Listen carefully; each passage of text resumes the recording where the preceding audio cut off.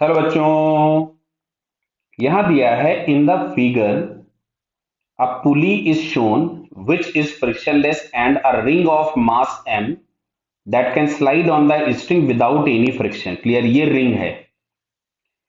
One end of the string is attach to the point B. Clear? ये वाला point B पे है. And other end block P ये दिया गया है, lies in the vertical plane. If a block C is mounted above, was released from some height and collide with the P. मतलब यहां कहीं से हम लोग कोई भी एक ब्लॉक है या कोई भी एक ऑब्जेक्ट है जिसका मास m है, इसको हम यहां से रिलीज करते हैं तो ये आकर के इस वाले ब्लॉक के साथ जब कोलिजन करता है तो इसकी वेलोसिटी u हो जाती है, ऐसा दिया गया है. क्लियर है? With some velocity u, then find the velocity of the ring just after collision. The collision is perfectly inelastic. मतलब ये दोनों तो आपस में स्टिक कर जाएंगे. क्लियर? अच्छा, जैसे ही स्टिक किए होंगे यहां पे हमें समझ में आ रहा होगा एक इंपल्स आएगा ऊपर की तरफ में, जिसको हम कुछ भी जे लिखते हैं, और हम इस ऊपर वाले डायरेक्शन को ही पॉजिटिव कंसीडर कर ले रहे हैं तो नीचे के डायरेक्शन निगेटिव हो जाएंगे. समझना बात को. हम पहले फाइंड कर चुके थे इक्विलिब्रियम की कंडीशन, तो यहाँ पे थीटा 30 डिग्री आ रहा था, जिसके लिए हम लोगों ने इसमें ये जो स्मॉल एम था, अगर हम इस ब्लॉक की बात करते तो इस पे एम जी नीचे लगता था, टेंशन टी ऊपर लगता था. ये फर्स्ट इक्वेशन बनाई थी. इस पे अगर हम देख रहे थे तो टेंशन टी इधर लग रहा था, इस पे टेंशन टी इधर लग रहा था. इस एंगल को यदि मैं अल्फा अल्फा ले लूं और इस पे नीचे एक लग रहा था एम जी, तो यहां से अगर हम लोग लिखते थे तो यहां से हमारे पास आता था 2t cos alpha is equals to M G, और इस t की वैल्यू उठा के अगर हम यहां पुट करते थे तो alpha is equals to 60 degree, तो थीटा इज इक्वल्स टू 30. ये हम ऑलरेडी फाइंड कर चुके थे, मैंने फिर से आपको करके दिखा दिया. अब सुनिएगा,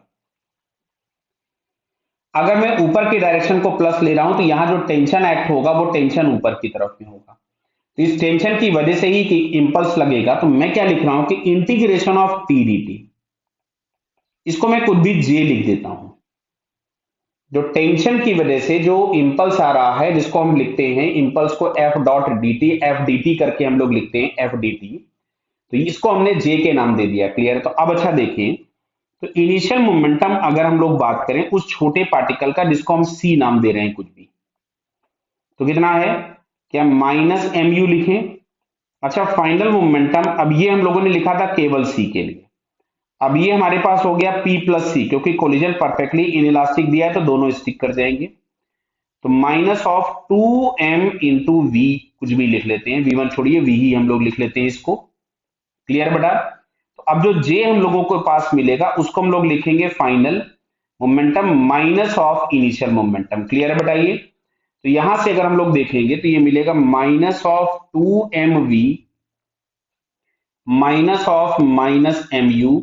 तो फाइनली हमारे पास ये आ रहा है 2mv plus m times u. ये हम लोगों को मिल गया इंपल्स, जिसकी वैल्यू जे डी टी हम लोगों ने लिख रखी थी. क्लियर है? अब हम आते हैं रिंग के ऊपर में.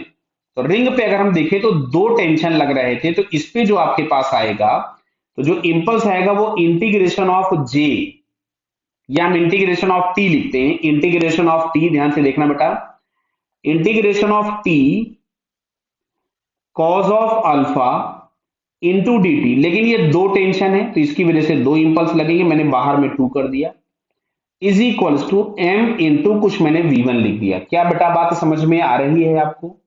मैंने लिख दिया m इंटू V1. अब सुनो अच्छा साहब, यहाँ पे V1 एक नया इंट्रोड्यूस हो गया. पहले चलो हम इसको सॉल्व कर लेते हैं. तो 2 integration of t cos 60 1/2 dt is equals to, यहां से मिलेगा m इंटू V1, तो 2 से 2 तो कैंसिल हो गया, तो integration of t dt is equals to आपके पास आ रहा है एम V1. इसको सारे प्लस क्यों लिखे?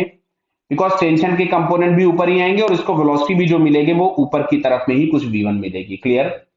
अब देखो यहां से अगर हम लोग कंस्टेंट लगाएं, ध्यान से सुनना, ध्यान से सुनना बताइए, तो ये वाली लेंथ और ये वाली लेंथ अगर हम लोग देखें तो यहां पे जितनी डिक्रीज होगी ये यहां पे उतनी ही लेंथ हम लोगों के पास क्या होगी? इंक्रीज होगी. बट यहां पे जो लेंथ के डिक्रीमेंट आ रहे हैं उसके आपके पास आएंगे कॉस कंपोनेंट. यानी समझना बात को, यहां से अगर डेल्टा एल डिक्रीज हुआ और यहां से डेल्टा एल डिक्रीज हुआ तो हम लोग इसको लिखेंगे 2 times delta L cos of alpha is equals to, ये जो P वाले में जो इंक्रीमेंट होगा उसके बराबर हो जाएगा। क्लियर हो रहा है बेटा?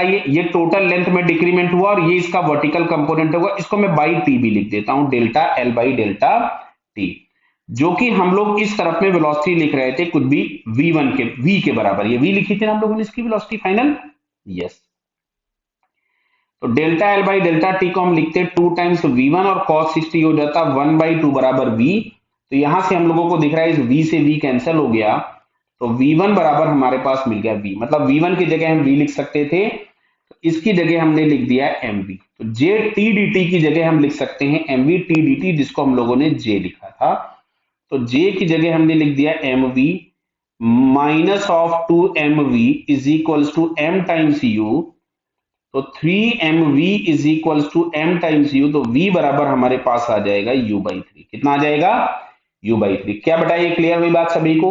यहां एंगल 60 था, उसको हम लोगों को यूज करना पड़ेगा, तो फाइनली हम लोगों के पास आंसर आ रहा है v/3, जो कि हम लोगों को यहाँ पे फोर्थ वाले ऑप्शन में दिया है। क्लियर?